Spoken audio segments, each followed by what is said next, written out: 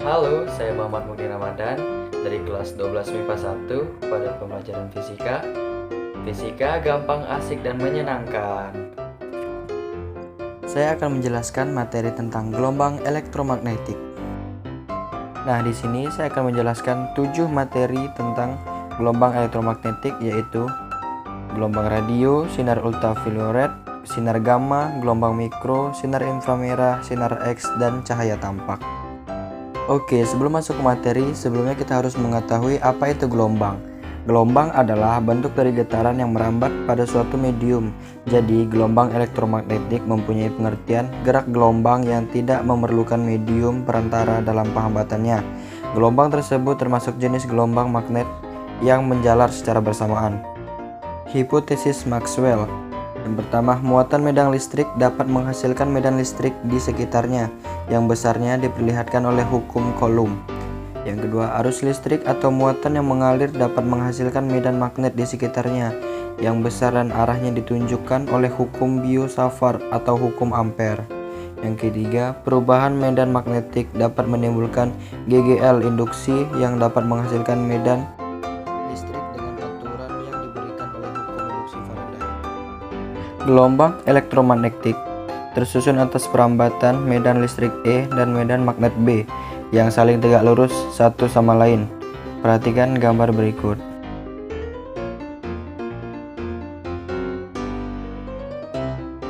Untuk semua gelombang elektromagnetik berlaku hubungan C sama dengan F lambda. Keterangannya yaitu C sama dengan cepat rambat gelombang atau 3 kali 10 pangkat 8 M per S. Sedangkan F yaitu frekuensi gelombang atau Hz, lambda panjang gelombang, satuannya M. Oke, kita lanjut ke sifat-sifat gelombang elektromagnetik. Yang pertama, gelombang elektromagnetik tidak membutuhkan medium dalam melambat. Yang kedua, gelombang elektromagnetik tak dibelokkan oleh medan listrik atau magnet. Yang ketiga, gelombang elektromagnetik termasuk gelombang transversal. Yang keempat, semua spektrum gelombang elektromagnetik memiliki kecepatan yang sama.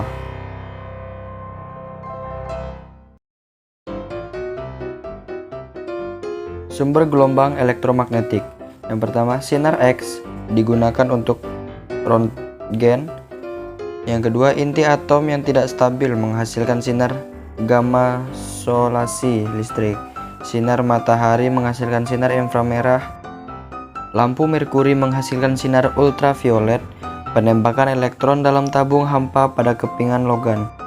Gelombang radio. Gelombang radio berada dalam rentang frekuensi yang luas meliputi beberapa Hz sampai GHz, atau order pangkat 9. Gelombang ini dihasilkan oleh alat-alat elektronik berupa rangkaian osilator atau variasi dan gabungan dari komponen resistor. Gelombang dapat dibedakan menjadi dua, yaitu gelombang radio AM dan gelombang radio FM. Gelombang AM dapat mencapai tempat yang jauh karena dipantulkan lapisan ionosfer. Berdasarkan rentang frekuensi, gelombang radio dibedakan menjadi KHZ frekuensi sedang atau 300 KHZ sampai 3 MHz, frekuensi tinggi 3 MHz sampai 30 MHz, frekuensi sangat tinggi 30 MHz sampai 300 MHz, frekuensi ultra tinggi 300 MHz sampai 3 GHz, frekuensi super tinggi lebih dari 3 GHz. Nah, fungsi dari gelombang radio adalah dimanfaatkan dalam sarana komunikasi, radar satelit komunikasi, dan telepon. Gelombang mikro digunakan untuk alat-alat elektronik, alat komunikasi, alat memasak atau oven, dan radar. Banyak digunakan dalam sistem deteksi dan sistem pertahanan. Lanjut, sinar inframerah. Sinar inframerah meliputi daerah frekuensi 1014 Hz atau daerah panjang gelombang 10 sampai 4 cm sampai 10 sampai 1 cm. Sinar inframerah dihasilkan oleh elektron dalam molekul-molekul yang bergetar karena benda dipanaskan. Jadi, setiap benda dipanaskan pasti memancarkan sinar inframerah. Jumlah sinar inframerah yang dipancarkan bergantung pada suhu dan warna. Berikut fungsi sinar inframerah. Yang pertama, untuk penelitian struktur atom. Yang kedua, penghindaran jarak jauh, pemotretan rahasia, untuk keperluan pemetaan sumber alam dan diagnosa penyakit. Dan terakhir, terapi fisik atau physical therapy. Sinar ultraviolet.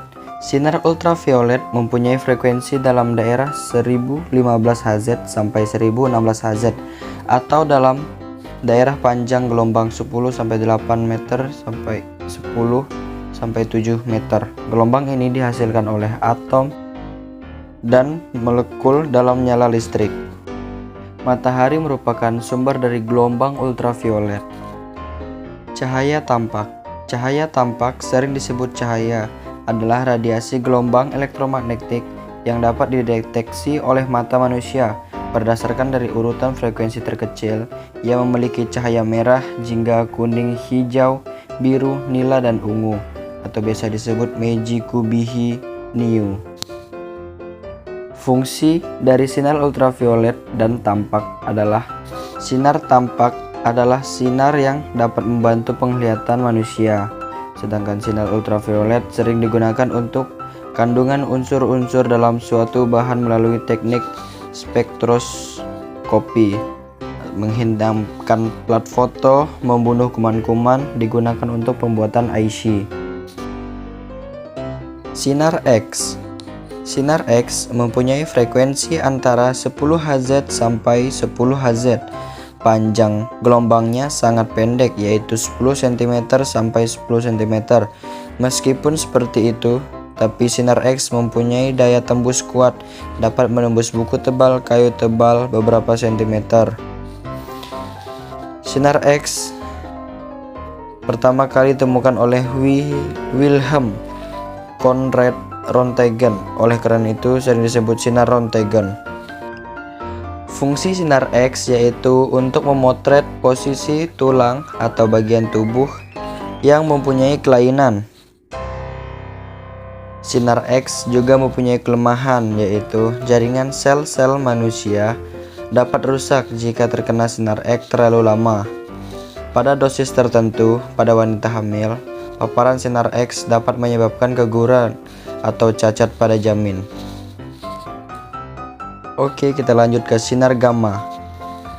10⁻20 sampai 10⁻25 Hz atau 10⁻15 sampai 10⁻10 m sangat besar daya tembusnya, menembus plat besi yang tebalnya beberapa sentimeter. Jika dikontrol, dapat digunakan untuk membunuh sel kanker dan tumor serta mensterilkan alat di rumah sakit. Dalam industri juga dapat mendeteksi kecacatan benda atau bahan. Fungsi sinar gamma berdasarkan kebutuhannya. Kebutuhan untuk industri untuk mengetahui struktur logam, pertanian untuk membuat bibit unggul, teknik nuklir untuk membuat radio isotop untuk membunuh sel kanker, kedokteran untuk terapi dan diagnosis.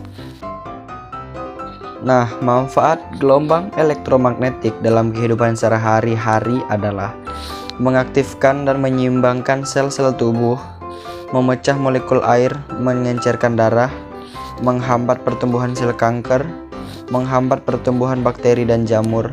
Manfaat gelombang elektromagnetik banyak dipakai di dunia kedokteran dan laboratorium, seperti MIR untuk general check-up, USG untuk memeriksa bayi dalam kandungan. Jadi kesimpulannya adalah gelombang elektromagnetik adalah gelombang yang dapat merambat tanpa medium perantara dan dapat merambat dalam ruang vakum. Gelombang elektromagnetik dihasilkan dari perubahan medan magnet dan medan listrik secara berurutan, di mana arah getar, vektor medan listrik dan medan magnet saling tegak lurus. Gelombang elektromagnetik juga mengalami peristiwa pemantulan, pembiasan, interferensi, dan difraksi, dan juga mengalami peristiwa polarisasi karena termasuk gelombang transversal. Spektrum elektromagnetik adalah susunan semua bentuk gelombang elektromagnetik berdasarkan panjang gelombang dan frekuensinya. Gelombang elektromagnetik terbagi atas beberapa gelombang yang memiliki frekuensi dan panjang gelombang, seperti gelombang radio, gelombang mikro, sinar inframerah, sinar ultraviolet, cahaya tampak, sinar X, dan sinar gamma. Penerapan gelombang elektromagnetik ini banyak digunakan pada bidang kesehatan, industri, astronomi, dan telekomunikasi.